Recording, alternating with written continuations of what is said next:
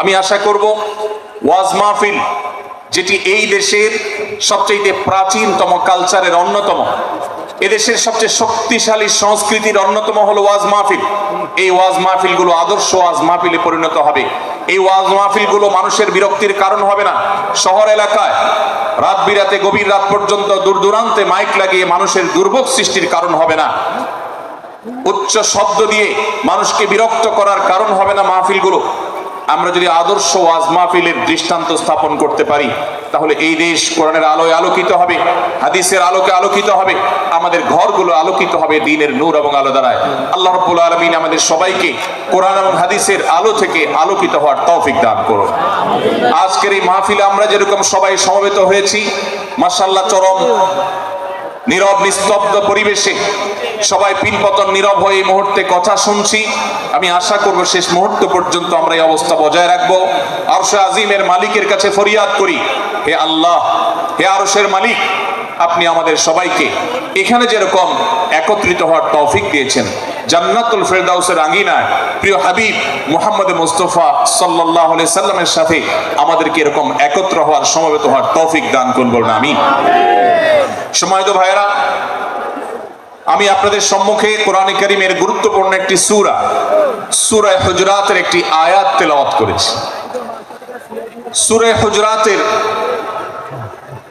7টি বিশেষ সামারি আপনাদের সামনে আমি তুলে ধরতে চাই।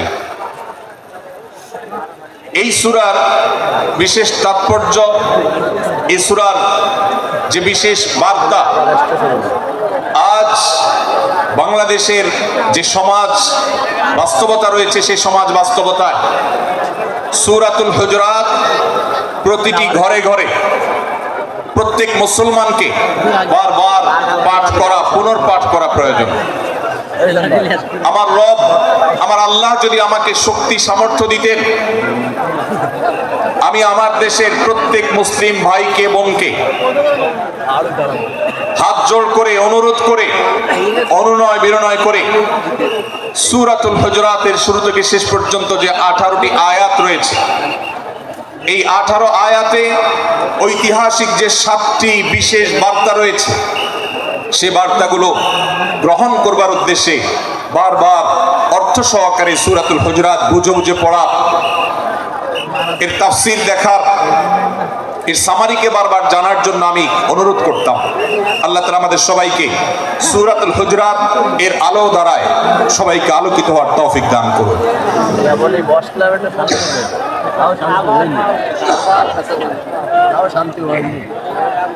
সম্মানিত উপস্থিতি, আমি যে সূরার সামারি আপনাদেরকে বলতে যাচ্ছি, যে সূরাকে সামনে রেখে আজকের এই ঐতিহাসিক মাহফিলে কোরআনে কারীমের দেওয়া 7টি বার্তা দিতে চাইছি, সেই সূরার নাম হলো সূরাতুল হুজুরাত। এই সূরা কোরআনে কারীমের 26তম পারায় অবস্থিত এবং এই সূরা কোরআনে কারীমের সূরার যে সিরিয়াল, সেই সূরার সিরিয়ালে 49তম সূরা। এই সূরার আয়াত সংখ্যা হলো 18।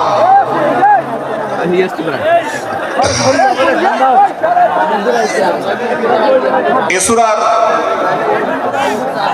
প্রথম থেকে পঞ্চম আয়াত পর্যন্ত, প্রথম এই 5টি আয়াতে আল্লাহ রাব্বুল আলামিন তার প্রিয় নবী মুহাম্মদ মুস্তাফা সাল্লাল্লাহু আলাইহি ওয়াসাল্লাম, সবাই দুরূদ পড়ি, সাল্লাল্লাহু আলাইহি ওয়াসাল্লাম, প্রিয় নবীজির নাম শুনলে দুরূদ পাঠ করতে হয়, তার জন্য দোয়া করতে হয়। কারণ আল্লাহর হাবিব সাল্লাল্লাহু আলাইহি ওয়াসাল্লাম তার সমগ্র জীবনকে যে কষ্টের মধ্যে পার করেছেন, তার সমগ্র জীবনকে উৎসর্গ করেছেন, তা আপনার আমার হেদায়েতের জন্য, গোটা বিশ্ব মানবতার মুক্তির প্রয়োজনে, যিনি তার জীবনকে, যৌবনকে শেষ করে দিয়েছেন, তার সমগ্র জীবনে কখনো ভোগ, উপভোগ, এটিকে কখনো তিনি প্রশ্রয় দেননি, প্রাধান্য দেননি। দিনাতিপাত করেছেন অত্যন্ত কষ্টের সাথে, শত সহস্র বাধার সম্মুখীন হয়েছেন, শুধুমাত্র কিয়ামত পর্যন্ত আগত সকল মুসলিম নরনারীর কাছে যেন কোরআনের বার্তা পৌঁছে যায়, সবাই যেন হেদায়েত প্রাপ্ত হয়ে যায়, সবাই যেন মুক্তি প্রাপ্ত হয়ে যায়, সবাই যেন জান্নাতি হয়ে যায়, সবাই যেন জাহান্নাম থেকে মুক্তি লাভ করে, এই উদ্দেশ্যে তার সমগ্র জীবনকে তিনি উৎসর্গ করেছেন। আমাদের হেদায়েতের জন্য, আমাদের কল্যাণের পথে আহ্বানের জন্য, আমাদের জান্নাতে নেওয়ার জন্য, যার সমগ্র জীবনে কখনো ভোগ উপভোগকে প্রশ্রয় দেননি, কষ্টে নিপতিত হয়েছেন, তিনি চাইলে মক্কার রাজত্ব করতে পারতেন, তিনি চাইলে মক্কার সবচেয়ে ভোগী মানুষ হতে পারতেন, কিন্তু সেটা না করে তিনি যে ত্যাগের দৃষ্টান্ত স্থাপন করেছেন, প্রিয় নবী মুহাম্মদ সাল্লাল্লাহু আলাইহি সাল্লামের সেই অবদানের স্বীকৃতি স্বরূপ আমরা তার নাম যখনই শুনবো সাল্লাল্লাহু আলাইহি সাল্লাম বলে তার প্রতি আল্লাহর রহমত যেন, অনুগ্রহ যেন নাজিল হয় সেজন্য দোয়া করব। আল্লাহ তাআলা তার হাবিবকে রহমত এমনিতেই দান করবেন, আপনি আর আমি তার জন্য রহমতের দোয়া করার মধ্য দিয়ে আমরা সৌভাগ্যবান মানুষের কাতারে শামিল হতে পারবো। তো আমি যেটি বলছিলাম, সূরাতুল হুজুরাতের 1 থেকে 5 নম্বর আয়াত পর্যন্ত এই 5টি আয়াতে আল্লাহ রাব্বুল আলামিন প্রিয় নবী সাল্লাল্লাহু আলাইহি সাল্লামের সাথে আদব এবং শিষ্টাচারের শিক্ষা দিয়েছেন মানব জাতিকে। এবং আল্লাহ রাব্বুল আলামিন ঈমানদারদেরকে পরম মায়ার সাথে ডেকে ইয়া আইয়ুহাল্লাযীনা আমানু, হে ঈমানদারগণ, এই ডাকে আল্লাহ তাআলা ডেকে বলেছেন লা তুকাদ্দিমু বাইনা ইয়াদাইল্লাহি ওয়া রাসূলিহি, তোমরা আল্লাহ এবং তার রাসূলের সামনে আগ বেড়ে কোনো কথা বলবে না, আগ বেড়ে কোনো কাজ করবে না। একজন ঈমানদার, একজন মুসলমান তার এই শিষ্টাচারের শিক্ষা তার জীবনে ধারণ করতে হবে। যখনই আল্লাহ কোনো কথা বলেছেন, আল্লাহ রাসূল সাল্লাল্লাহু আলাইহি সাল্লাম কোনো কথা বলেছেন, এটি নিশ্চিত হতে পারবো আমরা, তখন একজন ঈমানদার আর কখনো সেটার উপর কোনো কথা বলবে না, আগ বেড়ে কোনো কিছু করবে না, কোনো প্রকার সীমা লঙ্ঘন করবে না। ক্বাল আল্লাহ ক্বাল রাসূল, আল্লাহ বলেছেন, আল্লাহ রাসূল বলেছেন, এটি শোনার পর সে তার আপাদমস্তককে সারেন্ডার করবে, সে নিজেকে আত্মসমর্পণ করবে। এর উপর তার কোনো যুক্তিকে, কোনো বুদ্ধিকে, তার কোনো মতামতকে সে সেখানে আর দাঁড় করাবার চেষ্টা করবে না। এটা একজন শিষ্টাচার বিশিষ্ট ঈমানদারের বৈশিষ্ট্য। কোরআন এই শিক্ষা আমাদেরকে দিয়েছে। ভাইরা আমার, এই শিক্ষাকে ধারণ করে আমরা যারা নিজেদেরকে মুসলমান দাবি করছি, আমাদের সম্মানীয় যারা আছেন, আল্লাহকে যেরকম আমরা সম্মান করি, আল্লাহ রাসূলকে যেরকম সম্মান করি, ঠিক একইভাবে আমাদেরকে যে সমস্ত মানুষগুলোকে সম্মান করার নির্দেশ করা হয়েছে, উলামায়ে কেরাম রয়েছেন, আমাদের বাবা মা, বয়সে বড়, শিক্ষিত, এবং যারা আমাদের শিক্ষক বৃন্দ আছেন, এভাবে যারা আমাদের সম্মানের পাত্র আছেন, সে মানুষগুলোর সামনে আগ বেড়ে যেন কোনো কিছু না করি। সে আগ বাড়াটা কথার ক্ষেত্রে হতে পারে, চলার ক্ষেত্রে হতে পারে, আচরণের ক্ষেত্রে হতে পারে। এই শিষ্টাচারের শিক্ষা সূরা হুজুরাতের প্রথম আয়াতে আমাদেরকে দেয়া হয়েছে। প্রিয় ভাইরা আমার, আমাদের সমাজে আজ যে সমস্ত ভালো গুণের দুর্ভিক্ষ চলছে, ক্রাইসিস চলছে, অভাব চলছে, এর মধ্যে অন্যতম হলো আজ শিষ্টাচারের অভাব। আমাদের সমাজের চতুর্দিকে আপনি দেখতে পাবেন পরিলক্ষিত হচ্ছে। আমাদের শিশু থেকে নিয়ে কিশোর, যুবক থেকে নিয়ে মধ্যবয়স্ক সকল শ্রেণী মানুষের মধ্যে আজ আদব এবং শিষ্টাচারের ভয়াবহ অভাব আমরা দেখতে পাচ্ছি। বিশেষ করে পশ্চিমা সংস্কৃতিকে আমাদের এই স্বদেশে, আমাদের এই মুসলমানদের সমাজে জোর করে পুশ করাবার, সে সমস্ত এজেন্ডাকে বাস্তবায়ন করবার যে প্রচেষ্টা এদেশের এক শ্রেণীর মানুষকে করতে দেখা যায়, তারা এদেশের সমাজের খাজে বাজে থাকা ইসলামের কৃষ্টি, কালচার এবং সংস্কৃতিগুলোকে ধুয়ে মুছে পরিষ্কার করবার জন্য শত সহস্র উদ্যোগ নিয়েছে। আমাদেরকে কোরআনের শিক্ষা ধারণ করে, কোরআনের শিক্ষাকে প্রচার করে, কোরআনের শিক্ষাকে প্রতিষ্ঠিত করে ব্যক্তির মধ্যে, ঘরে, পরিবারে, সমাজে, রাষ্ট্রে, সংবিধানে, আইনে, সংসদে, সর্বত্র কোরআনের শিক্ষাকে বাস্তবায়ন করে সেই সমস্ত ভিনদেশী অপসংস্কৃতি চাপিয়ে দেওয়ার ষড়যন্ত্রকে মোকাবেলা করতে হবে ইনশাআল্লাহ। ভাইরা আমার, আর সেজন্য সূরা হুজুরাতের এই শিষ্টাচারের শিক্ষা আমাদের জীবনে খুবই গুরুত্বপূর্ণ। আমরা যখনই কোনো সম্মানীয় ব্যক্তির কাছে আমরা থাকব, তাদের কথার উপরে কথা বলা, তাদের সাথে তর্ক করা, তাদের আর সামনে আগ বেড়ে কথা বলা, এমনকি তারা যখন চলবেন তাদের সামনে সামনে হাঁটা, এই সবগুলো কোরআনের এই শিষ্টাচারের যে শিক্ষা আছে এর পরিপন্থী। নবী সাল্লাল্লাহু আলাইহি সাল্লামের সময়কার একটি ঘটনা, এক ব্যক্তি তার বাবার সাথে হেঁটে যাচ্ছিলেন, বোঝা যাচ্ছিল না যে তাদের মধ্যে বাবাকে সন্তানকে। অনেক সময় বাপ সন্তানের বাহ্যিকভাবে দেখে বোঝা যায় না, এরকম কোনো কোনো ক্ষেত্রে হয়। জিজ্ঞেস করা হলো তাদেরকে, তোমাদের মধ্যে বাবাকে সন্তানকে? বলা হলো যে অমুক বাবা অমুক সন্তান। তখন নির্দেশনা দেওয়া হলো যে সন্তান তার হাঁটা এবং চলার মধ্য দিয়ে এই বিনয়ের প্রকাশ ঘটাতে হবে, আনুগত্যের প্রকাশ ঘটাতে হবে, সম্মান এবং শ্রদ্ধার প্রদর্শন করতে হবে, যার মধ্য দিয়ে বোঝা যায় যে কে সন্তান আর কে বাবা, এর জন্য জিজ্ঞেস করতে না হয়। আজ আমাদের যারা তরুণ আছি, আমরা যুবক আছি, আমরা অনেকেই পশ্চিমা সংস্কৃতি দ্বারা প্রভাবিত হয়ে আমরা শিষ্টাচারের এই গণ্ডি এবং সীমানা পার হয়ে চলে গেছি। কোরআন আমাদেরকে শিষ্টাচারের শিক্ষা দিচ্ছে যে আমরা সিনিয়রদের সামনে বিনয়ের সাথে আচরণ করব, তাদের সামনে সামনে চলা থেকে বিরত থাকব, যথাসম্ভব তাদেরকে অনুসরণ করার চেষ্টা করব, তাদের সাথে কথা হবে, তাদের আগ বেড়ে কথা হবে না, তাদের কোনো জিজ্ঞাসা থাকলে সেটার উত্তর হবে বিনয়ের সাথে। এই শিষ্টাচারের শিক্ষা আমাদেরকে দেওয়া হয়েছে। এবং একইভাবে সূরা হুজুরাতের প্রথম বার্তার মধ্যে নবী সাল্লাল্লাহু আলাইহি সাল্লামের সাথে আরেকটি শিষ্টাচার শেখানো হয়েছে, তা হলো আল্লাহ রাব্বুল আলামিন আমাদের কণ্ঠকে, আমাদের আওয়াজকে, আমাদের কথাকে নবী সাল্লাল্লাহু আলাইহি সাল্লামের কথার চাইতে যেন আগ বেড়ে না যায়, তার চাইতে যেন উঁচু কণ্ঠে আমরা কথা না বলি, তার চাইতে যেন উচ্চ স্বরে কথা না বলি, সেই শিক্ষা দিয়েছেন, সেই শিষ্টাচারের শিক্ষা আমাদেরকে দেওয়া হয়েছে। ভাইরা আমার, নবী সাল্লাল্লাহু আলাইহি সাল্লামের সাহাবীরা নবী সাল্লাল্লাহু আলাইহি সাল্লামের প্রতি আদব এবং শিষ্টাচার এত বেশি প্রদর্শন করতেন যে নবী করিম সাল্লাল্লাহু আলাইহি সাল্লামের প্রতি এই শিষ্টাচারের কথা যখন বলা হয়, সাহাবীরা অনেকে নবী করিম সাল্লাল্লাহু আলাইহি সাল্লামের সাথে কথা বলতে রীতিমতো ইতস্তত বোধ করছিলেন যে কিভাবে কথা বলবো, না জানে জোরে হয়ে যায় এবং তাতে না জানে আমি বেয়াদবের কাতারে শামিল হয়ে যাই, শিষ্টাচার বহির্ভূত কাজ করে ফেলি। এবং আল্লাহ তাআলা যে সতর্কীকরণ করেছেন সূরা হুজুরাতের এই 1 থেকে 5 নম্বর আয়াতের মধ্যে, তার আওতায় আমি না জানে পড়ে যাই। তখন সাহাবায়ে কেরাম বিনয় এবং বিনম্রতা অবলম্বন করেছেন এবং তারা একরকম বিপাকে পড়ে গেছেন। এতটা তারা সভ্য ছিলেন, এতটা তারা নম্র ছিলেন, এতটা তারা বিনম্র আচরণ করতেন নবীজির সাথে। ভাইরা আমার, এই বিষয়টিও আমরা শুধুমাত্র আমাদের প্রিয় নবীজির জন্য নয়, এটি আমাদের মা বাবা, আমাদের সম্মানের পাত্র যারা আছেন, আমাদের বয়সে যারা সিনিয়র আছেন, তাদের সামনে কথা বলার সময় আমরা মেনটেন করে চলবো, অর্থাৎ আমরা উচ্চ কণ্ঠে তাদের সামনে কথা বলবো না। এই মাহফিলে এখনো শত শত হাজারো মানুষ হয়তো এমন আছেন যারা মায়ের সামনে, বাবার সামনে, বড় ভাইয়ের সামনে, শিক্ষকের সামনে, সিনিয়রদের সামনে, মুরব্বীদের সামনে, ওলামাদের সামনে উচ্চ কণ্ঠে কথা বলেন।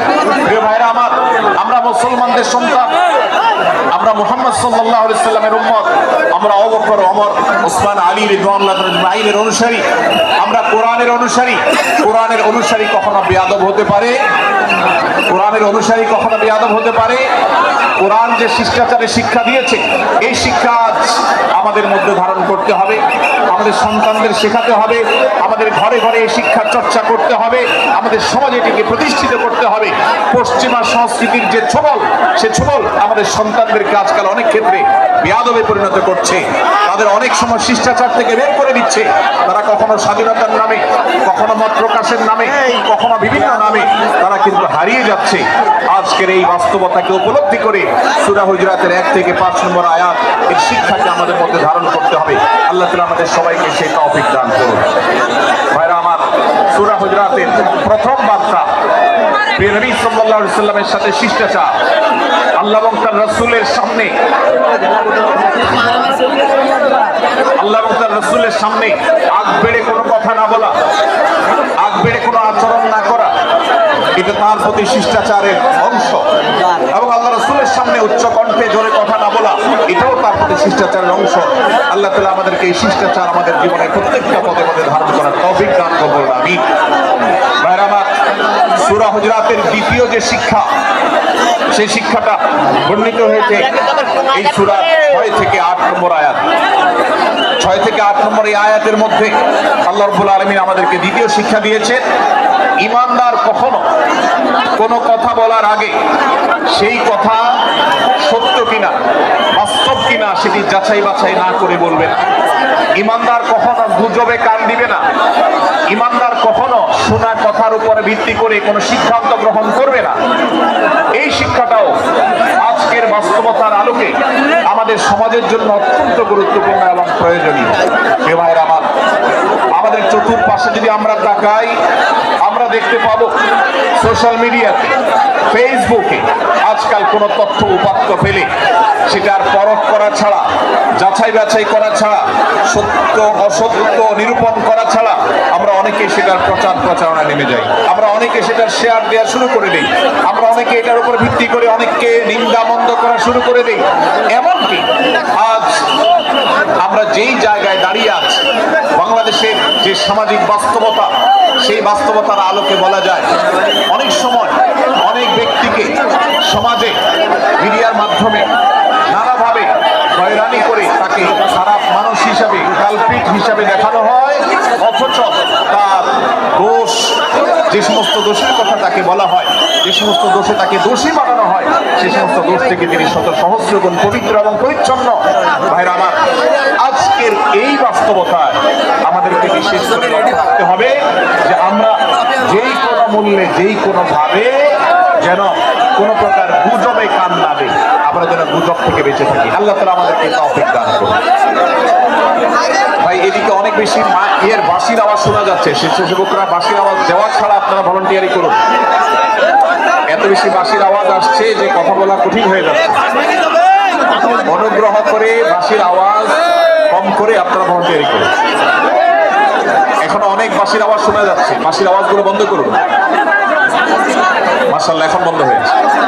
আমরা মেহেরবানি করে বাম পাশে থেকে কিছুটা আওয়াজ পাচ্ছি, একটু নীরব নিস্তব্ধ হওয়ার জন্য অনুরোধ করছি। একটু নীরব নিস্তব্ধ না হলে কথা বলা যাবে না। অনুগ্রহ করে আমরা একটু সহযোগিতা করি এবং সবাই নীরব থাকি।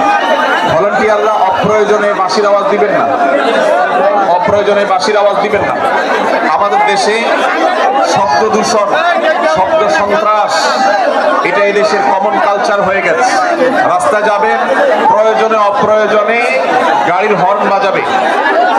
যে কোনো প্রোগ্রামে যাবেন, প্রয়োজনে অপ্রয়োজনে বাঁশি বাজানো হবে। কদিন আগে 31st নাইট গেছে, আপনারা দেখেছেন। এত প্রচার প্রচারণা, এত সতর্কীকরণের পরেও, আইন শৃঙ্খলা রক্ষাকারী বাহিনী এত সতর্ক থাকার পরেও আপনারা দেখেছেন এক শ্রেণীর বুদ্ধি প্রতিবন্ধীরা তারা 31st নাইট উদযাপনের নামে শব্দ সন্ত্রাস করেছে। শত শত হাজারো মানুষের কষ্টের কারণ হয়েছে। প্রিয় ভাইরা আমার, ধর্ম হোক আর রাজনীতি, বিনোদন হোক আর আনন্দ হোক, যেই কোনো নামে যদি শব্দ সন্ত্রাস সৃষ্টি করে বা অতিরিক্ত শব্দ দূষণ করে, শব্দ সৃষ্টি করে মানুষকে অতিষ্ঠ করার কারণ হয়, সেটা কোনো সভ্য সমাজের দৃশ্য হতে পারে। আমরা সেই ইসলামের অনুসারী যে ইসলামে আমাদের প্রিয় নবী সাল্লাল্লাহু আলাইহি ওয়াসাল্লাম মসজিদে নববীতে তার একান্ত পরিবেশের মধ্যে এক সাহাবী জোরে কোরআন তেলাওয়াত করছিলেন। তিনি তাকে বলছিলেন, তুমি কোনো বধির রবকে শোনাচ্ছ না, তোমার রব সবকিছু শুনতে পান, অতএব তুমি তোমার এই উচ্চ কণ্ঠের তেলাওয়াত দিয়ে আশপাশের মানুষের ডিস্টার্বের কারণ হবে না। আমরা সেই ইসলামের অনুসারী, অতএব ওয়াজ মাহফিলের মাধ্যমেও যাতে কোনো মানুষ অতিষ্ঠ না হয়, মাইক ব্যবস্থাপনা সেভাবে করাটা মাহফিল কর্তৃপক্ষের যেমন কর্তব্য, ঠিক একইভাবে রাজনৈতিক সভা সমাবেশের নামে কিংবা বিয়ে বিনোদনের নামে যদি শব্দ সন্ত্রাস করা হয়, শব্দ দূষণ করা হয়, অতিরিক্ত শব্দ এর মাধ্যমে যদি মানুষকে অতিষ্ঠ করা হয়, তাহলে সেটি কখনো কোনো সভ্য সমাজের কাজ হতে পারে না। প্রিয় ভাইরা, এই জন্য আপনারা যারা তরুণ আছেন বয়সে, আপনাদেরকে আমি অনুরোধ করতে চাই, বিবাহ অনুষ্ঠানকে কেন্দ্র করে, আকিকাকে কেন্দ্র করে, নানা অনুষ্ঠানকে কেন্দ্র করে যে শব্দ সন্ত্রাস আমাদের দেশে হয়, এটি আমাদেরকে থামাতে হবে ইনশাআল্লাহ। আমরা যদি সবাই সজাগ হয়ে যাই, আমরা যদি যদি সবাই সতর্ক হয়ে সচেতন হই, ইনশাআল্লাহ এই যে শব্দ দিয়ে মানুষকে কষ্ট দেওয়ার অপসংস্কৃতি, বিশেষ করে ভিনদেশি যে অপসংস্কৃতি আমদানি করা হয়েছে, এই অত্যাচার এদেশে থামাতে হবে ইনশাআল্লাহ। আল্লাহ আমাদের সবাইকে তৌফিক দান করুন। ভাইরা আমার, আমরা আমাদের আশেপাশে কোনো তরুণরা যদি এরকম শব্দ করে গান বাজিয়ে অন্য মানুষকে অতিষ্ঠ করে, ঈদের সময় দেখা যায় বিশেষ করে সে সমস্ত যুবকদেরকে কাউন্সিলিং করতে হবে, তাদেরকে বোঝাতে হবে যে তোমার আনন্দ কখনো আরেকজনের বেদনার কারণ হতে পারে না। বহু হার্টের রোগী আছেন, বহু অসুস্থ মানুষ আছেন, বহু ছোট শিশু আছে যাদের কষ্টের কারণ হয়। বিধায় আমরা কখনো আমাদের শব্দ দিয়ে কাউকে কষ্ট হতে দিব না। আল্লাহ আমাদের সবাইকে তৌফিক দান করুন। মাশাআল্লাহ, অনেকটা নীরব নিস্তব্ধ হয়েছে। আমি যে জায়গাটা ছিলাম আবার সেখানে ফিরে যাই। সূরা হুজুরাতের দ্বিতীয় শিক্ষার কথা বলছিলাম ভাইরা। 6 থেকে 8 নম্বর আয়াত যদি আপনি পাঠ করেন সূরা হুজুরাতের, আপনি দেখতে পাবেন সেখানে আল্লাহ রাব্বুল আলামিন ঈমানদারদেরকে যেই কোনো সংবাদ, যে কোনো তথ্য, বিশেষ করে অনির্ভরযোগ্য সূত্র থেকে যখন পাবে, ফাসিক থেকে যখন শুনবে, যার ভিতরে আল্লাহর ভয় নাই সেরকম মানুষ থেকে যখন পাবে, সেই সংবাদ তথ্য উপাত্ত যাচাই করা ছাড়া সেই সংবাদ যেন বলে না বেড়ায়। আপনি শহরে যান কিংবা গ্রামে, শিক্ষিত দেখুন কিংবা অশিক্ষিত, সর্বশ্রেণীর মানুষের মধ্যে আজ এই ব্যাধি দেখতে পাবেন চরম আকার ধারণ করেছে।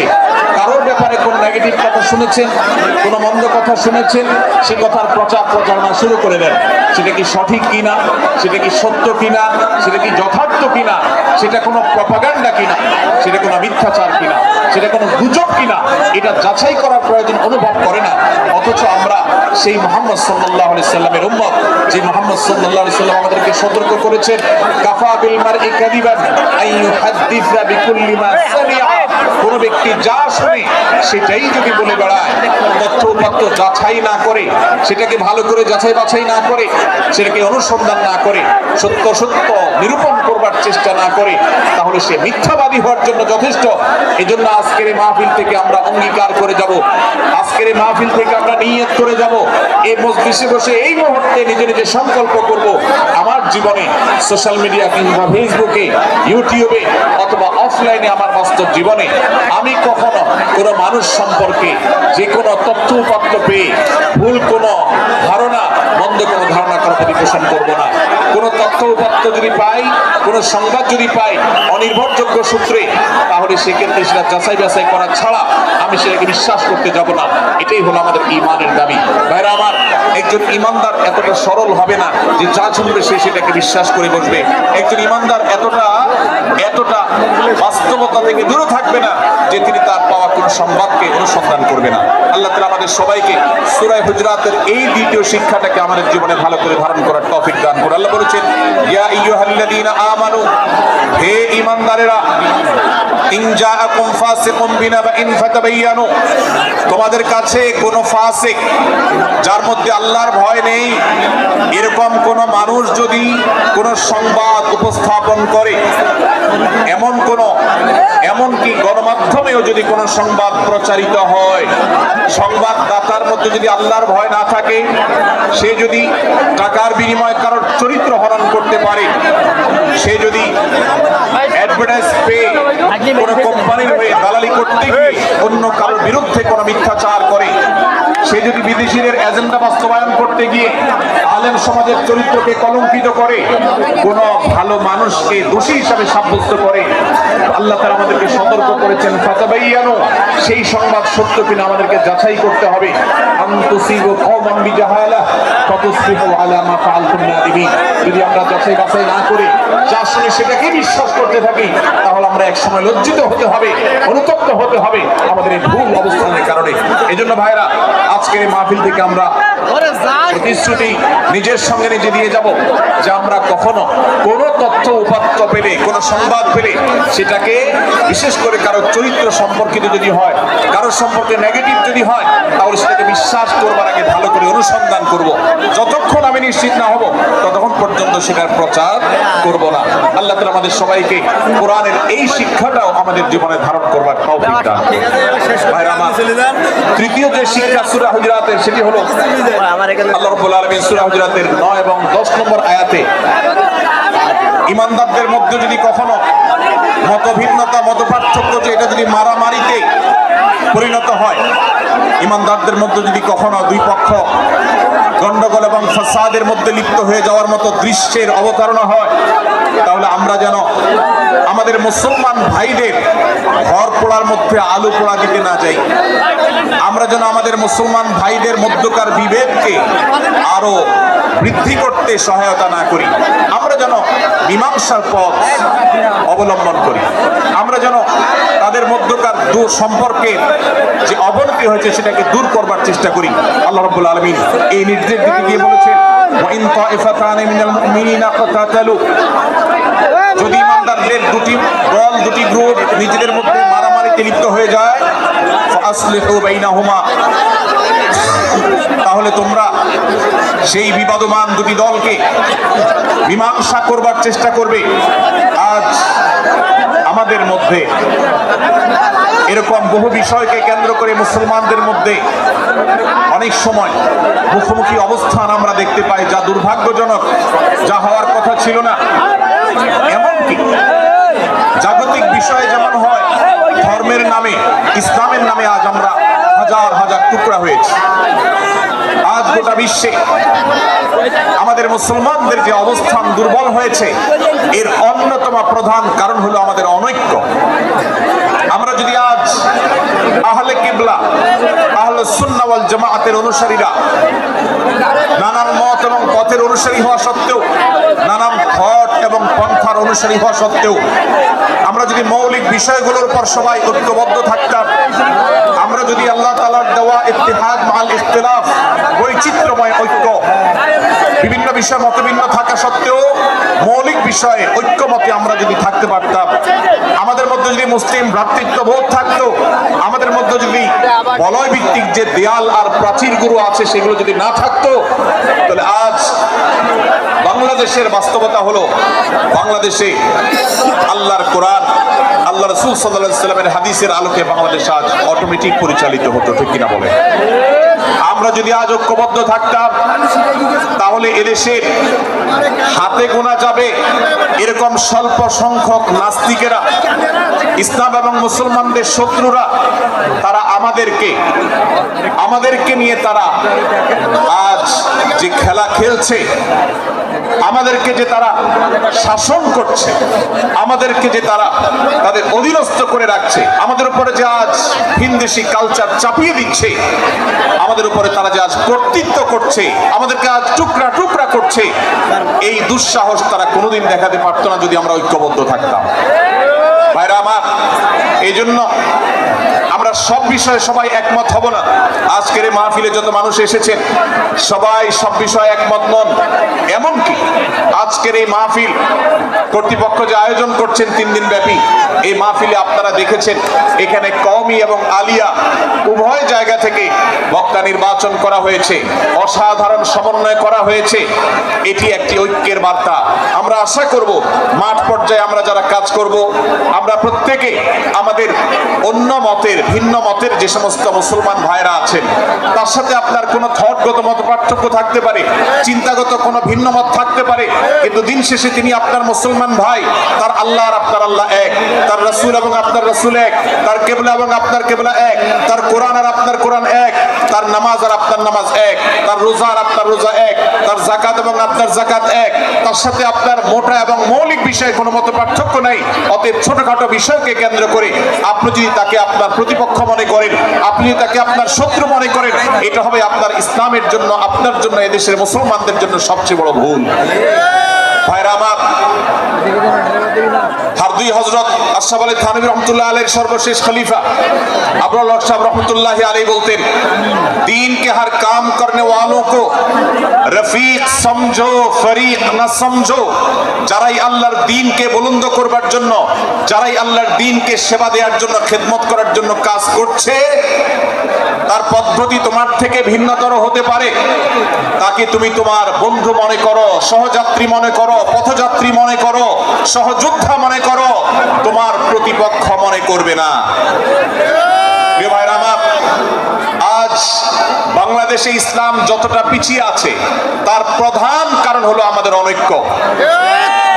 আজ আমরা যদি আমাদের মধ্যকার যে সমস্ত দেয়াল এবং প্রাচীরগুলো, অদৃশ্য প্রাচীরগুলো উঠে আছে, যেগুলো আমাদের মুসলিম ভ্রাতৃত্বকে ভেঙে খান খান করে দিয়েছে, টুকরো টুকরো করে দিয়েছে, যদি আজ আমরা সে সমস্ত অদৃশ্য প্রাচীরগুলো দূরে সরাতে পারতাম, আমার ভিন্ন মতের ভাইকে যদি আমার ভাই মনে করতে পারতাম, তার যদি আমি কল্যাণকামী হতে পারতাম, আল্লাহর কোরআনের ঘোষণা অনুযায়ী এই মুসলমানদের ঐক্যবদ্ধ শক্তিকে দমাবার শক্তি পৃথিবীর কারোর নাই, কারোর নাই, কারোর নাই। আজ আমার ভাইয়েরা ফিলিস্তিনে মার খাচ্ছে, যদি আজ গোটা বিশ্বের মুসলমানরা আমরা ফিলিস্তিনে মুসলমানদের উদ্ধারের ব্যাপারে ঐক্যবদ্ধ থাকতাম, ফিলিস্তিনে মুসলমানের দিকে চোখ তুলে তাকাবার শক্তি বিশ্বের কোনো কাফেরদের থাকতো না। আজ যদি আমরা আমাদের মুসলমান নির্যাতিত ভাইদের ব্যাপারে সারা বিশ্বের মুসলমানরা ঐক্যবদ্ধ অবস্থান গ্রহণ করতে পারতাম, মুসলমানের দিকে চোখ তুলে তাকাবার শক্তি বিশ্বের কোনো কারোর থাকতো না। গোটা বিশ্বে ঐক্য প্রতিষ্ঠা করা আপনার আমার মতো সাধারণ মানুষের দ্বারা হয়তো সম্ভবপর হবে না, কিন্তু আমরা যারা মাঠ পর্যায়ে কাজ করছি, আমি আপনাদেরকে করজোড় করে অনুরোধ করতে চাই। আমি জানি আপনার এলাকাতে, আপনার মহল্লাতে আপনার সাথে অন্য মুসলমান ভাইদের অনেক ক্ষেত্রে মতভিন্নতা আছে। সেটা রাজনৈতিক দৃষ্টিভঙ্গির ক্ষেত্রে হতে পারে, সেটা ধর্মীয় থট এবং মানহাজ, মাযহাব, মাসলাকগতভাবে হতে পারে, সেটা অন্য কোনো ইস্যু ভিত্তিক মত পার্থক্য হতে পারে। আল্লাহর জন্য, আল্লাহর ওয়াস্তে, আল্লাহর ওই আয়াতকে মেনে আমল করার চেষ্টা করি আমরা। আল্লাহ বলেছেন, ওয়া'তাসিমু বিহাবলিল্লাহি জামিআন ওয়া লা তাফাররাকু, তোমরা আল্লাহর রশিকে সবাই ঐক্যবদ্ধভাবে আঁকড়ে করে ধরো, ঐক্যবদ্ধভাবে আল্লাহর রশিকে আঁকড়ে ধরো, তোমরা পরস্পর বিচ্ছিন্ন হয়ে যেও না। আমরা অনেক ফরজের কথা শুনেছি, নামাজ রোজা ফরজ আমরা জানি, বাবা মার প্রতি সদ্ব্যবহার করার ফরজের কথা আমরা জানি, আত্মীয়তার সাথে সুসম্পর্ক, আত্মীয়তার বন্ধন রক্ষার কথা আমরা জানি, ফরজ হওয়ার কথা জানি, কিন্তু মুসলমানদের ঐক্যবদ্ধ থাকতে হবে এই ফরজের কথা আমরা অনেকেই জানি না। ভাইরা আমার, মুসলমানদেরকে আল্লাহ রাব্বুল আলামিন ঐক্যবদ্ধ থাকার নির্দেশ দিয়েছে। এই ঐক্যটা এর মানে এই নয় যে সবাই এক মতের হয়ে যাবে সব বিষয়ে, বিভিন্ন বিষয়ে আমাদের মধ্যে মত পার্থক্য থাকবে, তারপরে আমরা একে অন্যের সহযোদ্ধা হব, সহযাত্রী হব, আমরা একে অন্যের কল্যাণকামী হব, একে অন্যের ভালো চাইবো। আমার ভিন্ন মতের মুসলমানের কোনো ক্ষতিতে আমি খুশি হব না, তার ক্ষতিতে আমি কষ্ট পাবো, তার সাফল্যকে আমি এনজয় করব, আনন্দিত হব। এটা যদি করতে না পারি তো আমি কখনো খালেস এবং সাচ্চা মুসলমান হতে পারলাম না। আল্লাহ তাআলা আমাদের অন্তরগুলোকে উদার করে দিন, ব্রড করে দিন, প্রশস্ত করে দিন, বড় করে দিন, উম্মার ঐক্যের প্রয়াসী হওয়ার তৌফিক দান করবো না আমি। ভাইরা আমার, আমরা মহল্লায় মহল্লায়, এলাকায় এলাকায়, মসজিদে মসজিদে, আমাদের নিজস্ব বলয়ে, নিজস্ব অঙ্গনে আমরা চেষ্টা করব ভিন্ন ভিন্ন মতের মুসলিম ভাইকেও আমার ভাই হিসাবে আঁকড়ে ধরার, আপন করা। ডক্টর খন্দকার আব্দুল্লাহ জাহাঙ্গীর রাহিমাহুল্লাহ এই অঞ্চলের সন্তান, তিনি বলতেন, বিদআতে লিপ্ত কোনো মুসলমান, তার ব্যাপারেও আমি মনে করি আমার ভাই ভুলের মধ্যে আছেন, তার ব্যাপারে আমার মায়া মমতা কাজ করে, আমি তার কল্যাণকামী, তাকে আমার ভাই মনে করি। ঠিক একইভাবে আমার কোনো মুসলমান ভাইয়ের সাথে যদি আমার ভিন্ন মতের কারণে আমার মনে হয় যে তিনি ভুল পথে আছেন, তারপর তাকে আমি শত্রু ভাববো না, তার অকল্যাণ আমি চাইবো না। আজ বাংলাদেশের বাস্তবতা যদি আমরা তাকাই, দেখতে পারবো ইসলাম এবং মুসলমানদের যত শত্রু আছে, আমরা দেখেছি গত কয়েক যুগ ধরে তাদের নিজেদের মধ্যে হাজারো বিভক্তি, হাজারো মত পার্থক্য থাকা সত্ত্বেও মুসলমানদের শত্রুতা করার ব্যাপারে তারা সবাই ঐক্যবদ্ধ। অথচ আমরা মুসলমানরা আমাদের আল্লাহ, আমাদের রাসূল, আমাদের কোরআন, আমাদের কিবলা, আমাদের সবকিছু এক হওয়া সত্ত্বেও ছোটখাটো বিষয়কে নিয়ে আমরা আমাদের মধ্যকার বিভেদের প্রাচীরগুলোকে দাঁড় করিয়ে রেখেছি, যার কারণে আমরা গোটা বিশ্বে যেমন মার খাচ্ছি, আমাদের এই প্রিয় মাতৃভূমিতেও আমরা সংখ্যায় সবচেয়ে বেশি হয়েও আমরা কালচারালি মাইনরিটি হয়ে আছি, সংস্কৃতিতে আমরা সংখ্যালঘু হয়ে আছি, সব ক্ষেত্রে আমাদেরকে ইগনোর করা হয়। 4 লক্ষ মসজিদের এদেশে 4 লক্ষ ইমাম আছেন, 4 লক্ষ মুয়াজ্জিন আছেন। এই মসজিদগুলো এদেশে, এর নেটওয়ার্ক যতটা শক্তিশালী, এদেশের সকল রাজনৈতিক দলগুলোর নেটওয়ার্ককে যদি একত্র করা হয়, মসজিদগুলোর মতো এতটা শক্তিশালী নেটওয়ার্ক এদেশের সমাজে নাই। কিন্তু উলামা ইকরামকে ইগনোর করা হয়, মুসলমানদের ইগনোর করা হয়। এদেশের আইনে কোরআন এবং সুন্নাহ এদেশের মুসলমানদের মুসলমানদের ধ্যান ধারণাকে কখনো বিবেচনায় আনা হয় না। এই যে মুসলমানদের আজ দুরবস্থা, এর অন্যতম প্রধান কারণ হলো আমাদের হাজার হাজার ভাগে বিভক্তি। এই বিভক্তির দেয়ালগুলোকে তুলতে হবে কি হবে না? যদি হয় তাহলে আপনি নিজে থেকে শুরু করে দিন। আপনি যেই মতে লালন করেন না কেন, আপনার ভিন্ন মতের মুসলমানকে আপনি ভাই মনে করবেন, তার সাথে বুক মিলাতে আপনার কষ্ট হবে না, তার সাথে বসতে আপনার অসুবিধা হবে না। ভিন্ন মতের আলেম, এক মতের আলেম আরেক মতের আলেমের সাথে বসতে অসুবিধা হবে না। এক মতের অনুসারী আরেক মতের অনুসারীকে ভাই বলতে অসুবিধা হবে না। আমরা সোশ্যাল মিডিয়াতে নিজেদের মধ্যে কামড়াকামড়ি করব না, নিজেদের মধ্যে আমরা ঝগড়া বিবাদ করব না। এবং যদি কেউ বিবাদে লিপ্ত হয়, সূরা হুজুরাতের 9 এবং 10 নম্বর আয়াতের শিক্ষা বলছে, মুসলমানদের মধ্যে দুটি দল যদি মারামারিতে লিপ্ত হয়, তুমি সেখানে গিয়ে খোঁচাখুচি করে মারামারি আনন্দ প্রশ্নই ওঠে না, বরং আল্লাহ বলছেন যে ফাসলিহু বাইনাহুমা, তাদের উভয়ের মধ্যে মীমাংসা করবার জন্য তুমি উদ্যোক্তা হও, তুমি উদ্যোগী হও। ভাইরা আমার, আমরা অনেকেই হয়তো জেনে থাকবো মিথ্যা এটা আল্লাহর জমিনের সবচেয়ে বড় জঘন্য অপরাধগুলোর মধ্যে থেকে একটি। একজন মুসলমান কোন অবস্থাতে মিথ্যা বলতে পারে না, কিন্তু কোন মুসলমান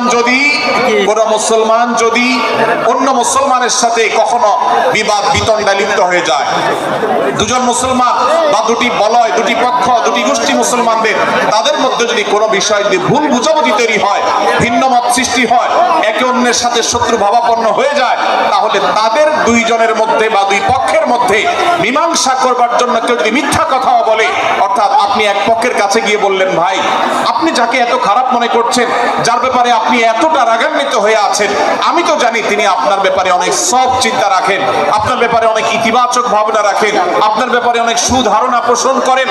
আপনি যদি একজন মুসলমানের কাছে গিয়ে, এক পক্ষের কাছে গিয়ে যদি এই কথাটা বলেন, বাস্তবে তিনি যদি এটা নাও বলেন, তারপরেও আপনি যদি এই মিথ্যা কথা বলেন, এই মিথ্যা এটা শুধু জায়েজ নয়, বরং এই মিথ্যাটা এর মাধ্যমে আপনি যে তাদের পরস্পরের সম্পর্ককে ভালো করার চেষ্টা করেছেন, এর মাধ্যমে আপনি আল্লাহর কাছে নেকি এবং সওয়াব পাবেন ইনশাআল্লাহ। ভাইরা আমার, তাহলে দুজন মুসলমান, দুটি পক্ষ, দুটি দল, দুটি বলয়, দুটি গোষ্ঠী যদি কখনো ভিন্ন মত তাদের মধ্যে তৈরি হয়, সেটা যদি মারামারিতে গিয়ে পৌঁছায়, সেটা যদি বিবাদ বিতণ্ডা পর্যন্ত গিয়ে পৌঁছায়, আমাদের কাজ হবে মধ্যে থেকে সেটাকে মীমাংসার মাধ্যমে দূরত্বকে কমানো। আমরা কখনো দূরত্ব বাড়াবো না, পারলে দূরত্ব কমাবো। ডক্টর খন্দকার আব্দুল্লাহ জাহাঙ্গীর রহমতুল্লাহ একটা কথা বলতেন, মুসলমানদের বাড়িতে যে আগুন লেগেছে, বিভেদের আগুন, মতবিরোধের আগুন, মত পার্থক্য, এটা মতবিরোধে যে পৌঁছে গেছে, এই আগুন তিনি বলতেন, আমি নিভাবার মতো শক্তি আমার নাই, এত পাওয়ার নাই যে বহুদা বিভক্ত মুসলমানদেরকে আমি ঐক্যবদ্ধ করে ফেলবো, এত শক্তি আমার হাতে নেই।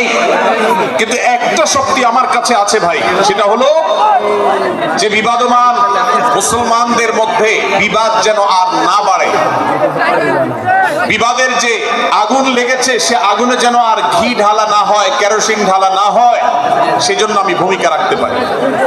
আমি আপনাদেরকে বিনয়ের সাথে অনুরোধ করতে চাই, যত বিষয় নিয়ে আমাদের মুসলমানদের পরস্পরের মত পার্থক্য আছে, হতে পারে সেটা মাসআলা নিয়ে, হতে পারে সেটা রাজনৈতিক অবস্থানকে কেন্দ্র করে, হতে পারে অন্য কোনো বিষয়কে কেন্দ্র করে, আল্লাহর ওয়াস্তে আপনি বিভেদ মিটাতে পারেন আর না পারেন, বিভেদ যেন না বাড়ে সেজন্য আপনি অবস্থান গ্রহণ করবেন, বিভেদ বাড়ার ক্ষেত্রে কোনো ভূমিকা পালন করবেন না, এবং সব সময় উম্মার ঐক্য প্রয়াস চাইবেন, প্রয়াস চালাবেন, উম্মার ঐক্য চেষ্টা করবেন। আল্লাহর কাছে আপনি যে দোয়াগুলো করেন, এর মধ্যে একটা দোয়া যেন এটাও থাকে, হে আল্লাহ, আমরা বহুদা বিভক্ত হয়ে গেছি, আমরা টুকরা টুকরা হয়ে গেছি, যার কারণে তোমার ভাষ্য অনুযায়ী আজ আমাদের শক্তি শেষ হয়ে গেছে, আমরা দুর্বল হয়ে গেছি। আজ বাংলাদেশের বাস্তবতা যদি আমরা বলি, যে দেশের 90-95 ভাগ মানুষ মুসলমান, সে দেশে আজ হাতে গোনা কিছু নাস্তিক, কিছু ইসলাম বিদ্বেষী, মুসলমান বিদ্বেষীরা, তারা আমাদেরকে আজ উঠা বসা করায়, তারা আমাদের আইন নির্ধারণ করে, তারা আমাদের শাসক নির্ধারণ করে, তারা আমাদের সব বিষয়গুলোকে নির্ধারণ করে দেয়। আমাদের সন্তানরা পাঠ্যপুস্তকে কি পড়বে সেটাও ইসলাম বিদ্বেষীরাই ঠিক করে দেয়। ভাইরা আমার, এই অবস্থার যদি পরিবর্তন চাই তাহলে আমাদের মধ্যকার দূরত্বগুলো কমাতে হবে। এই জন্য আপনার দোয়ার মধ্যে আল্লাহর কাছে নিবেদন করুন, আল্লাহ আপনি আমাদের মধ্যকার বিভেদগুলো কমিয়ে দিন, আল্লাহ আমাদের ওলামাদেরকে ঐক্যবদ্ধ করে দিন, আল্লাহ আমাদেরকে ইত্তেহাদ মাল ইখতিলাফ, বৈচিত্র্যময় ঐক্য, মতভিন্ন থাকা সত্ত্বেও মৌলিক বিষয় ঐক্যবদ্ধ হওয়ার তৌফিক দান করুন। সীসাডালা প্রাচীরের মতো আমাদেরকে কাঁধে কাঁধ মিলিয়ে আল্লাহ এবং তার রাসূল সাল্লাল্লাহু আলাইহি সাল্লামের আদেশ নিষেধকে ব্যক্তি, সমাজ, পরিবার, রাষ্ট্রে সর্বত্র বাস্তবায়নের জন্য কাজ করার তৌফিক দান করুন। আমরা আমাদের দোয়ার মধ্যে মুসলমানদের ঐক্যের জন্য দোয়া করবো তো ইনশাআল্লাহ। আল্লাহ তাআলা আমাদেরকে সেই তৌফিক দান করুন। ভাইরা আমার, তাহলে সূরা হুজুরাতের তৃতীয় শিক্ষা বলছিলাম 9 থেকে 10 নম্বর আয়াতে আল্লাহ রাব্বুল আলামিন মুসলমানদের মধ্যে যদি কখনো বিবাদ, বিতণ্ডা, মারামারি, হানাহানি সৃষ্টি হয় তাহলে সেটিকে মীমাংসা করবার কথা বলেছেন। অতএব যদি কোনো স্বামী স্ত্রীর মধ্যেও কখনো মনোমালিন্য তৈরি হয়, আপনার যদি সেখানে ভূমিকা রাখবার সুযোগ থাকে, আপনি চেষ্টা করবেন উভয়ের মধ্যে দূরত্বটা কমাবার জন্য। আমরা অনেকে আজকাল নামাজ কালাম পড়ি, রোজা রাখি, দাড়ি রাখি, অনেক ভালো ভালো কথা বলি, অথচ দুজনের মধ্যে গন্ডগোল লাগলে আমরা সেখানে এক পক্ষ হয়ে আরেক পক্ষকে আমরা খেপিয়ে তুলি। পারলে অনেকে চগলখড়ি করেন, প্রত্যেক পক্ষের কাছে গিয়ে অপর পক্ষের ব্যাপারে মিথ্যা কথা বলে তাদের মধ্যে ভেজালকে আরো বাড়িয়ে দেন। এই জন্য নবী সাল্লাল্লাহু আলাইহি ওয়াসাল্লামের ঐতিহাসিক হাদিস রয়েছে, লা ইয়াদখুলুল জান্নাতা নাম্মাম, যে ব্যক্তি চগলখড়ি করে, দুজনের মধ্যকার গন্ডগোল ফাসাদ বৃদ্ধিতে যে ব্যক্তি ভূমিকা রাখে, ভেজাল লাগায়, এই চগলখোর কখনো জান্নাতে যাবে না। আমাদের অনেকেরই এই দুঃস্বভাব আছে, এই খারাপ চরিত্র আছে। সূরা হুজুরাত এই জন্য আমাদের আজকের যে সমাজ বাস্তবতা আছে, আমাদের যে ব্যাধি আছে ব্যক্তিগত পর্যায়ে, আমাদের পরিবারের, সমাজের সর্বত্র যে ব্যাধিগুলো ছেয়ে গেছে, সূরা হুজুরাতের প্রতিটি আয়াত যেন সেই ব্যাধির সবচেয়ে বড় মহৌষধ, সেজন্য সবচেয়ে বড় প্রতিষেধক, সেজন্য সবচেয়ে বড় সমাধান। এই জন্য আমি বলেছি শুরুতে, আমার যদি আল্লাহ শক্তি সামর্থ্য দিতে, প্রত্যেক মুসলমানের হাতে পায়ে ধরে সূরা হুজুরাতের 18টি আয়াত, প্রত্যেকটি আয়াত আমি আমার মুসলমান ভাইদেরকে বলতাম, বারবার পড়ুন, বারবার পাঠ করুন, বোঝার চেষ্টা করুন, জীবনকে পরিবর্তন করুন। এদেশে নামাজি মুসলমান আপনি কম বেশি পাবেন, এদেশে রোজাদার মুসলমান কম বেশি পাবেন, এদেশে হজ আদায়কারী মুসলমান কম বেশি পাবেন, এদেশে তাসবিহরত মুসলমান কম বেশি পাবেন, কিন্তু এদেশে আচার আচরণ, কাজ কারবার, আখলাক এবং বান্দার হক এবং অধিকার, অন্যের অধিকার সংশ্লিষ্ট বিষয়ে সচেতন মুসলমান আপনি খুব বেশি পাবেন না। আর এই জন্যই আমাদের জান্নাতের পথে অনেক বড় অন্তরায় হয়ে আছে। আজ আমাদের চরিত্রগুলো নষ্ট হয়ে গেছে। আমরা নামে মুসলমান, আমরা চগলখড়ি করি, আমরা নামে মুসলমান, দুজনের মধ্যে গন্ডগোল সৃষ্টি করে দেই। গন্ডগোল আগে থেকে সৃষ্টি থাকলে সেটাকে বাড়াবার চেষ্টা করি। আমরা নামে মুসলমান, আমাদের শিষ্টাচার নাই, আদব নাই, লেহাজ নাই। এই জন্য সূরা হুজুরাতের প্রতিটি আয়াত আমাদেরকে শিক্ষা দেয়। আল্লাহ তাআলা আমাদের সকলকে এই শিক্ষাগুলো আজকের এই মাহফিল থেকে আমাদের বুকের ভেতরে পরম যত্ন সহকারে নিয়ে যাওয়ার এবং আমাদের জীবনকে পরিবর্তন করার তৌফিক দান করুন।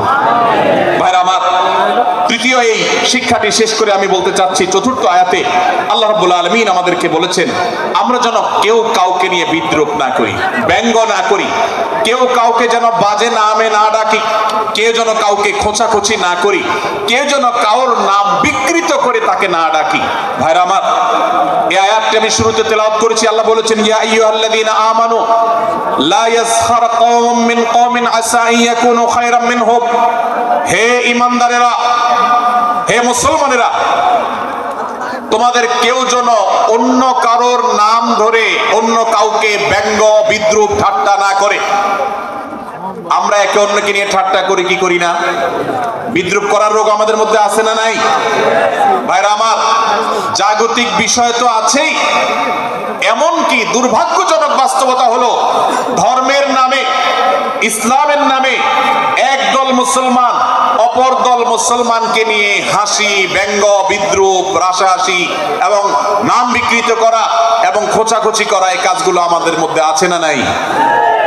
আমরা যারা ইসলামের খেদমত মনে করে আমার ভিন্ন মতের, ভিন্ন দলের মুসলমানকে খোঁচাখুচি করি, আমরা যারা আল্লাহর খেদমত মনে করে, ইসলামের সেবা মনে করে, দাওয়াতের কাজ মনে করে, ইসলাম প্রচার মনে করে, ভিন্ন মতের অন্য দলের মুসলমানকে নিয়ে ব্যঙ্গ, বিদ্রূপ আর হাসাহাসি করি, তাদেরকে সোশ্যাল মিডিয়াতে, অনলাইনে, অফলাইনে তুচ্ছ-তাচ্ছিল্য করি, আল্লাহর শপথ করে বলছি, এটা ইসলামের সেবা নয়, এটা হলো প্রবৃত্তির পূজা, এটা হলো আপনার নফসের পূজা, এটা হলো আপনার প্রবৃত্তির গোলামি করা, এটা আল্লাহর গোলামি নয়, এটা ইসলামের খেদমত নয়, এটা ইসলামের 12টা বাজানো। ভাইরা আমার, কোন অবস্থাতে একজন মুসলমান অন্য মুসলমানকে নিয়ে ব্যঙ্গ বিদ্রুপ করতে পারে না। আমার মুসলমান ভাই যদি কোনো ভুল কথা বলে, ভুল কাজ করে, আমি যথাযথ নিয়মে তাকে সংশোধনের চেষ্টা করব।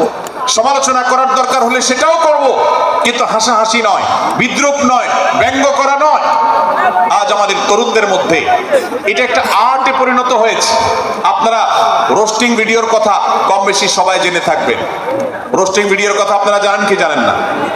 ভাইরা আমার, রোস্টিং ভিডিও নামটা দেখেন, অর্থাৎ কাউকে রোস্ট করা। আমরা মুরগি রোস্ট করার কথা জানি, এখন মানুষ রোস্ট করার সিস্টেম শুরু হয়েছে।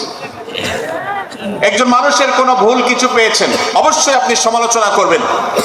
আপনি একজন মুসলমান হিসেবে জানতে হবে কারোর ভুলের সমালোচনার মূলনীতি আছে। মূলনীতি আছে না নেই? কোরআন এবং সুন্নাহর বাঁচানো যে প্রিন্সিপাল, সেটাকে লক্ষ্য করে, সেটাকে আমলে নিয়ে, সেটাকে ধরে ধরে যদি আপনি সমালোচনা না করেন, তাহলে আপনার এই সমালোচনা এটাই আপনাকে জাহান্নামে নেওয়ার কারণ হতে পারে।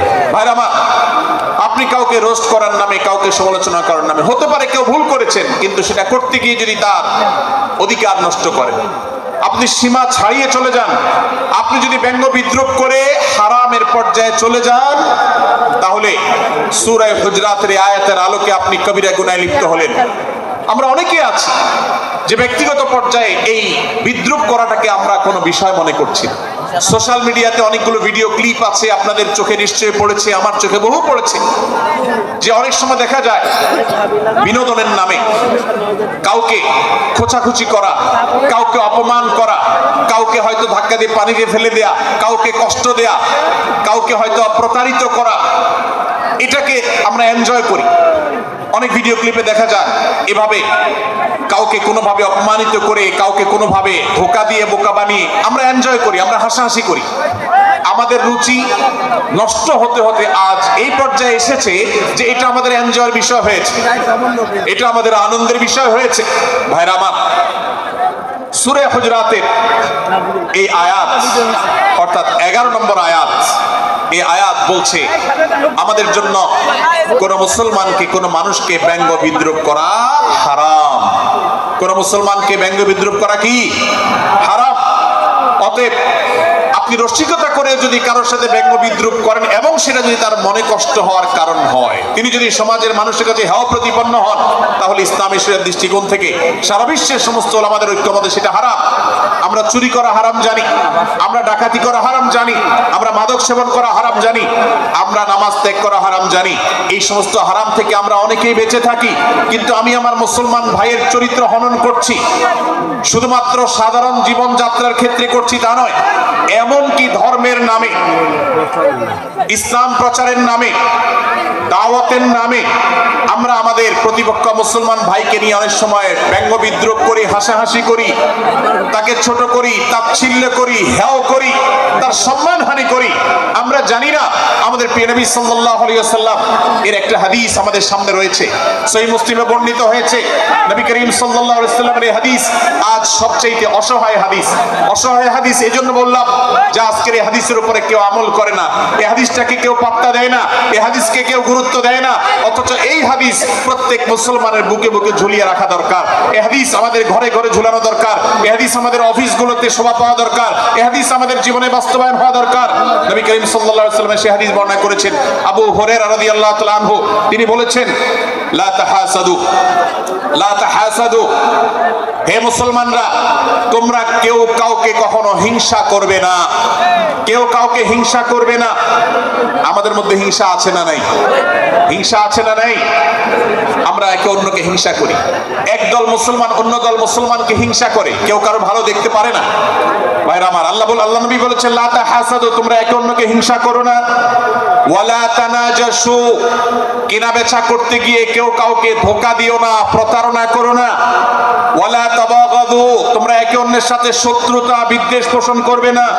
ওয়ালা তাদাবারু, তোমাদের কেউ যেন কারোর পেছনে লেগে না থাকে, কাউকে অবজ্ঞা যেন না করে। ওয়ালা ইয়াবি আহাদুকুম আলা বাই'i আখিহি, এবং তোমাদের কেউ যেন আরেকজনের কেনা বেচার উপরে সেখানে ইন্টারফেয়ার করে সে যেন সেখানে কোন প্রকার ক্ষতিগ্রস্ত কাউকে না করে। ওয়াকুনু ইবাদাল্লাহি ইখওয়ানা, হে মুসলমানরা তোমরা আল্লাহর বান্দা ভাই ভাই হয়ে থাকো। তোমাদের মধ্যে মত পার্থক্য থাকুক, দলগত মত পার্থক্য, অবস্থানগত মত পার্থক্য, ধর্মগত মত পার্থক্য, মাযহাব মাসলাকগত মত পার্থক্য থাকুক, কিন্তু তোমরা আল্লাহর বান্দা ভাই ভাই হয়ে থাকো। এক দলের মুসলমানকে আল্লাহ তাআলা ভাই ভাই হতে বলেন নাই, এক গ্রুপের মুসলমানকে আল্লাহ ভাই ভাই হতে বলেন নাই, এক বলয়ের মুসলমানকে আল্লাহ ভাই ভাই হতে বলেন নাই, নিজ দলের মুসলমানের সাথে আল্লাহ ভাই ভাই থাকতে বলেন নাই।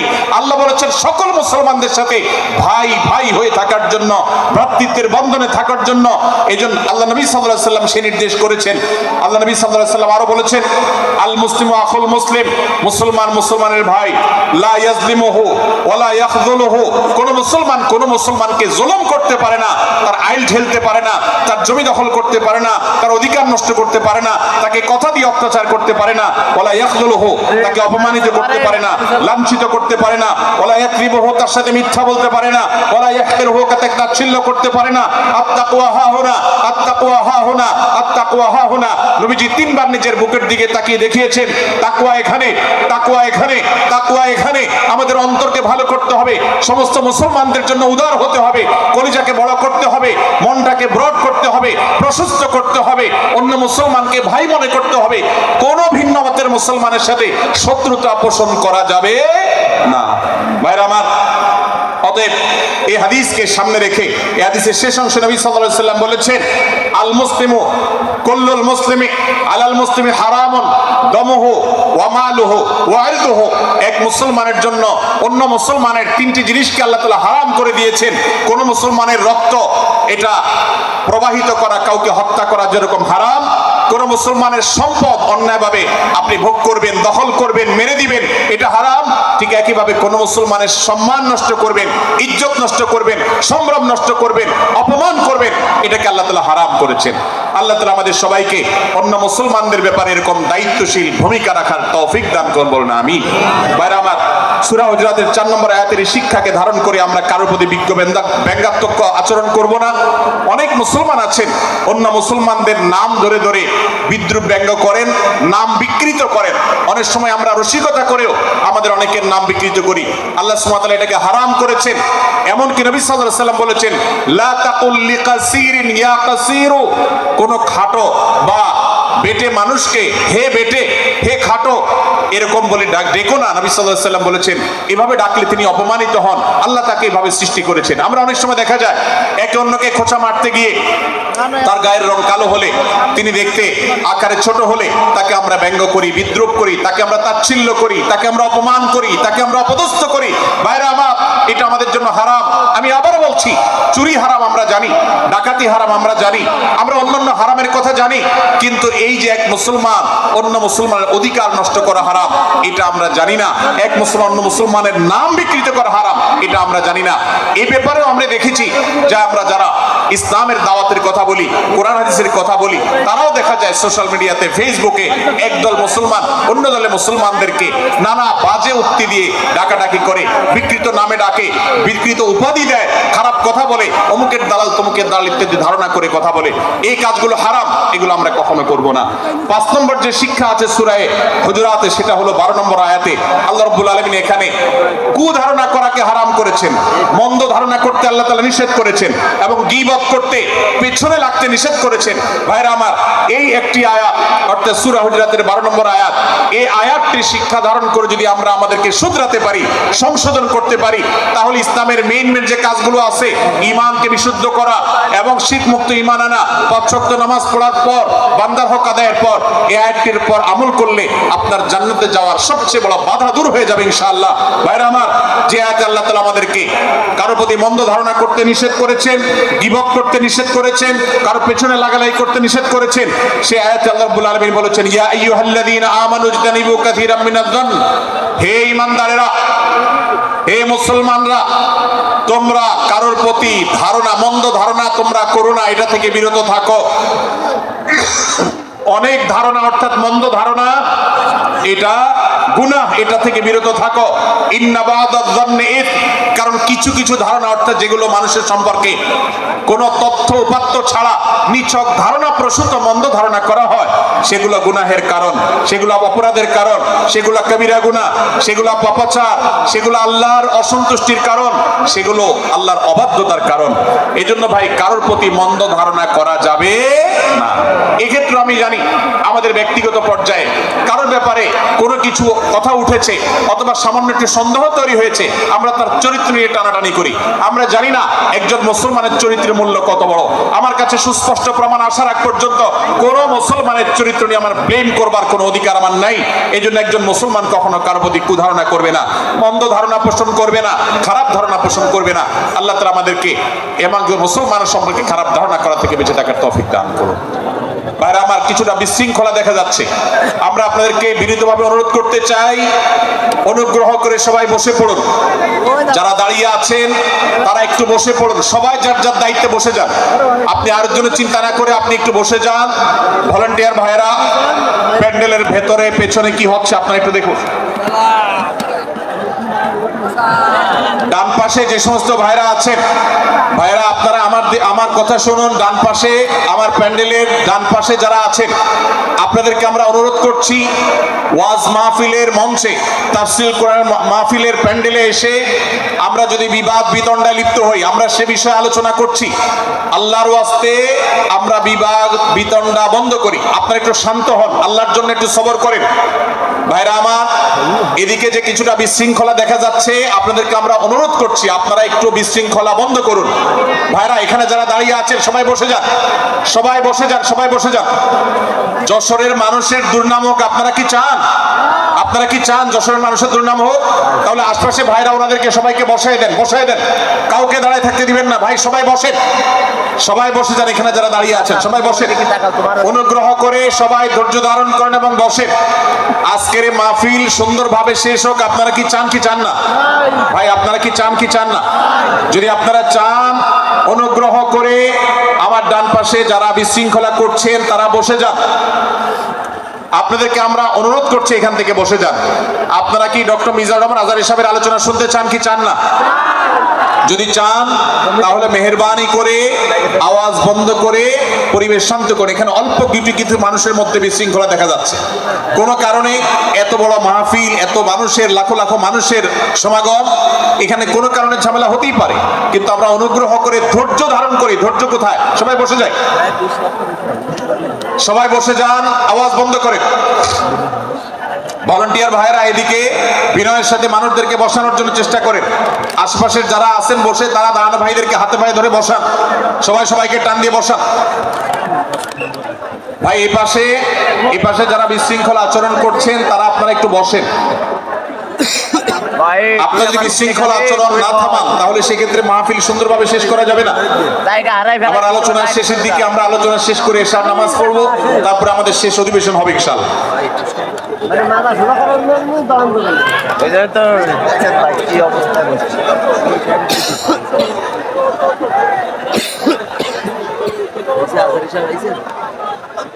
ভাই মেহেরবানি করে আপনারা শান্ত হন। আমাদের আলোচনার পর আজকের আমাদের প্রধান আকর্ষণ এবং প্রধান বক্তা ডক্টর মিজানুর রহমান আজহারী হাফিজাহুল্লাহ, তিনি আসবেন, তিনি আলোচনা করবেন। তারপরে আমরা মাঠে ইনশাআল্লাহ সবাই জামাতের সাথে এশার সালাত আদায় করব। আমি কয়েক মিনিটের মধ্যে আলোচনা শেষ করব, আপনারা মেহেরবানি করে শান্ত হন। জাযাকুমুল্লাহ খাইর। ভাইরা আমার, আমি যে জায়গাটা ছিলাম, সূরা হুজরাতের 12 নম্বর আয়াতে আল্লাহ রাব্বুল আলামিন আমাদেরকে সূরা হুজরাতের 5ম শিক্ষা দিয়েছেন। মুসলমানদের জন্য যা গুরুত্বপূর্ণ তা হলো আমরা কারোর প্রতি মন্দ ধারণা করব না। এই ক্ষেত্রে ডক্টর আব্দুল্লাহ জাহাঙ্গীর রাহিমাহুল্লাহর একটা উক্তি আমার মনে পড়ে। তিনি বলেছেন যে আজ আমাদের যারা ধর্ম চর্চা করি, আমরা যারা নিজেদেরকে প্র্যাকটিসিং মুসলমান মনে করি, আমাদের সবচেয়ে, হুজুরদের সবচেয়ে পছন্দের গুনাহ হলো মন্দ ধারণা করা, অন্যের ব্যাপারে খারাপ ধারণা করা। অমুক অমুকের দালাল, তমুক তমুকের দালাল, কোনো তথ্য উপাত্ত ভিত্তি প্রমাণ ছাড়া নিছক ধারণার উপর ভিত্তি করে অন্য মুসলমান ভাইকে আমি এরকম নানা তকমা দিয়ে আমরা কবিরা গুনাহে লিপ্ত হচ্ছি। আমরা এই বদ ধারণা করা, মন্দ ধারণা করা যে কবিরা গুনাহ অনেকে জানি না, অনেকে অনেকের পেছনে লাগছি, অনেকে অনেকের ওয়াজ শুনছি দোষ বাইর করার জন্য, স্ট্যাটাস পড়ছি ভুল বাইর করার জন্য, এই যে মানুষের পেছনে লাগা, এটা আল্লাহ তাআলা নিষেধ করেছেন। ওয়ালা তাজাসসু, তোমরা কেউ কারোর ছিদ্র অন্বেষণ করা, দোষ আবিষ্কার করার চেষ্টা করবে না। এবং ওয়ালা ইয়াগতাব বা'দুকুম বা'দা, কেউ কারোর গীবত শিকায়াত করবে না। এই আয়াতে আমাদেরকে কেউ কারোর পেছনে পরনিন্দা করতে নিষেধ করেছেন। ইসলাম বলে আমরা মানুষের সামনে মানুষের ভুলের কথাগুলো বলবো বিনয়ের সাথে, যাতে তিনি সংশোধিত হন, আর তার পেছনে প্রশংসা করব। আমরা করি উল্টা, আমরা মানুষের সামনে এসে মানুষের প্রশংসা করি আর তার পেছনে গিয়ে তার দুর্নাম করি। ইসলামকে যদি আমরা মানতাম, সমাজটা সুন্দর হয়ে যেত। আমরা যদি সামনে কারোর দোষ বলতাম তাহলে তিনি সংশোধিত হতেন, আর পেছনে যদি গুণ বলতাম তাহলে তিনি ভালো সেখান থেকে শিক্ষা গ্রহণ করতেন। সূরা হুজরাতের 6 নম্বর শিক্ষা 13 নম্বর আয়াতে আল্লাহ তাআলা বলেছেন যে আমাদের সবার গোড়া কোত্থেকে এসেছে, আমাদের গর্বের কোনো বাহ্যিক কারণ নাই তাকওয়া ছাড়া। আল্লাহ বলেছেন ইয়া আইয়ুহান নাস ইন্না খালাকনাকুম মিন যাকারিন ওয়া উনসা, হে মানুষ সকল, তোমাদেরকে আমি মানুষ, নারী এবং পুরুষ, আদম এবং হাওয়া থেকে সৃষ্টি করেছি। ওয়াজআলনাকুম শুউবান ওয়া ক্বাবাইলা লিতাআরাফু, বিভিন্ন গোত্রে তোমাদেরকে আমি বিভক্ত করেছি পরিচয়ের জানার জন্য, সুবিধা শুধুমাত্র। আর আল্লাহ বলেছেন শেষে ইন্নাল্লাহা আলিমুন খাবীর, তোমরা কি করো আল্লাহ জানে। অতএব আমাদের কারোর পর কারো কোনো শ্রেষ্ঠত্ব নেই তাকওয়া ছাড়া। আল্লাহ বলেছেন ইন্না আকরামাকুম ইনদাল্লাহি আতকাকুম, আমাদের মধ্যে সবচেয়ে মর্যাদাবান হবে তিনি যার মধ্যে তাকওয়া সবচেয়ে বেশি হবে। আমাদের কোনো বংশগত গৌরব, কোনো অঞ্চলগত গৌরব, অন্য কোনো গৌরব আমাদের থাকবে না, শুধু তাকওয়ার গৌরব আমাদের থাকতে পারে। সেটাও গর্ব, নিষিদ্ধ গর্ব বা অহংকারের মতো নয়, বরং সেটা আমাদের বিনয়ের জায়গা। সর্বশেষ 7 নম্বর যে শিক্ষা সূরা হুজুরাতে রয়েছে, সেটা 14 এবং 14 থেকে 18 নম্বর আয়াতে আল্লাহ তাআলা ঈমান এবং ইসলামের চিহ্ন উল্লেখ করেছেন। যে 6টা শিক্ষা উল্লেখ করা হয়েছে, এর আলোকে মুসলমানকে মুনাফিককে সেটা নিরূপণ হবে। এজন্য আল্লাহ তাআলা শেষে এটি উল্লেখ করেছেন। এই 7টি শিক্ষাকে ধারণ করে আমরা আমাদেরকে ভালো মুসলমান হিসেবে গড়ে তোলার চেষ্টা করব, আমাদের জীবনকে সাজাবার চেষ্টা করব। আল্লাহ তাআলা আমাদের সবাইকে তৌফিক দান করুন। আমি আবারও এক নজরে বলে শেষ করছি, সূরা হুজরাত কোরআনে কারীমের 26তম পারার একটি সূরা, 49 নম্বর সূরা, কোরআনের 18টি আয়াতের আছে। প্রথম থেকে 5 নম্বর আয়াত পর্যন্ত আল্লাহ রাসূলের সাথে আদব লেহাজ বজায় রাখা, শিষ্টাচার মেনটেন করা এবং সম্মানীয় ব্যক্তিদের সাথেও এখান থেকে আমরা শিক্ষা নিয়ে আদব লেহাজ বজায় রাখা, তাদের সামনে আগ বেড়ে কথা না বলা, আগ বেড়ে কাজ না করা, উচ্চকণ্ঠে কথা না বলা, এই শিক্ষা আল্লাহ দিয়েছেন। দ্বিতীয়ত, আমাদেরকে কোনো সংবাদ, বিশেষ করে অনির্ভরযোগ্য তথ্যের সংবাদ শুনে আমাদেরকে কারোর ব্যাপারে ধারণা করার আগে আল্লাহ তাআলা আমাদেরকে যাচাই করার শিক্ষা দিয়েছেন। আমরা যেন গুজবে, আমরা যেন ধারণা প্রসূত কোনো তথ্যে আমরা যেন কান না দিই, সেই শিক্ষা আল্লাহ আমাদেরকে দিয়েছেন। এটি 6 থেকে 8 নম্বর আয়াতে, 9 থেকে 10 নম্বর আয়াতে আল্লাহ তাআলা মুসলমানদের 2 গ্রুপের মধ্যে গন্ডগোল দেখা দিলে মীমাংসা করতে বলেছেন। এবং 4 নম্বর শিক্ষা 11 নম্বর আয়াতে বিদ্রুপ করতে নিষেধ করেছেন আল্লাহ তাআলা, কারণ নাম ধরে ব্যঙ্গ করাকে হারাম করা হয়েছে। এবং 5 নম্বর শিক্ষা 12 নম্বর আয়াতে আল্লাহ তাআলা দিয়েছেন, কারোর প্রতি মন্দ ধারণা করা যাবে না, কারোর পেছনে লাগা যাবে না, এবং কারোর মন্দ নামে কাউকে ডাকা যাবে না, কারোর সমালোচনা তার পেছনে করা যাবে না, এগুলোকে হারাম করা হয়েছে। 6 নম্বর শিক্ষা 13 নম্বর আয়াতে আল্লাহ বলেছেন, আমাদের সবার মধ্যে কারোর কোনো শ্রেষ্ঠত্ব নাই তাকওয়া ছাড়া। যার তাকওয়া যত বেশি, আল্লাহ ভীতি যত বেশি, তিনি আল্লাহর কাছে তত শ্রেষ্ঠ এবং সেরা। 7 নম্বর সর্বশেষ শিক্ষা হলো 14 থেকে 18 নম্বর আয়াতে আল্লাহ রাব্বুল আলামিন ঈমানদারদের আলামত, মুনাফিকদের আলামত উল্লেখ করেছেন।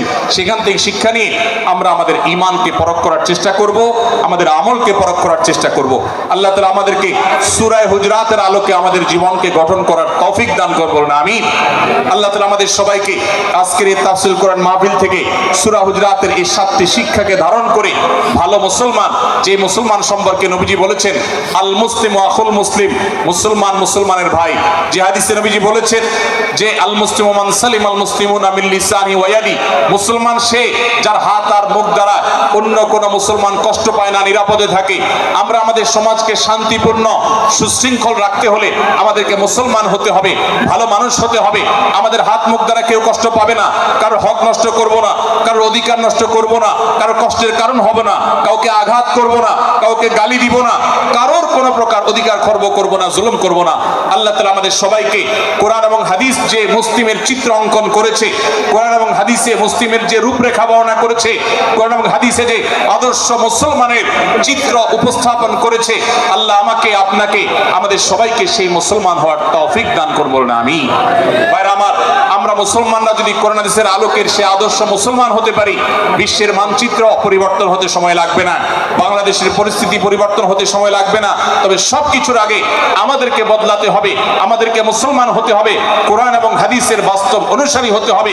প্রকৃত কোরআন হাদিসের অনুসারী হতে পারলেই ইনশাআল্লাহ ইসলামের জয় হবে, কোরআন হাদিসের বিজয় হবে, মুসলমানদের বিজয় হবে, মুসলমানদের দুর্দিনের পরিবর্তন আসবে। আমরা বিশ্ববাসীকে দেখাতে পারবো আমরা সবচেয়ে আদর্শবাদী, আমরা বিশ্বের মানবতার সবচেয়ে বড় আমরা অনুসারী এবং মানবতাকে সবচেয়ে বেশি প্রতিষ্ঠাকারী। আল্লাহ তাআলা আমাদের সবাইকে বিশ্ব মানবতাকে, আমাদের ইসলামের সৌন্দর্যকে আমাদের ব্যক্তি জীবনে চর্চা করার মধ্য দিয়ে, পরিবার এবং সমাজের চর্চা করার মধ্য দিয়ে ইসলামের সৌন্দর্যকে আল্লাহ তাআলা তুলে ধরার তৌফিক দান করুন।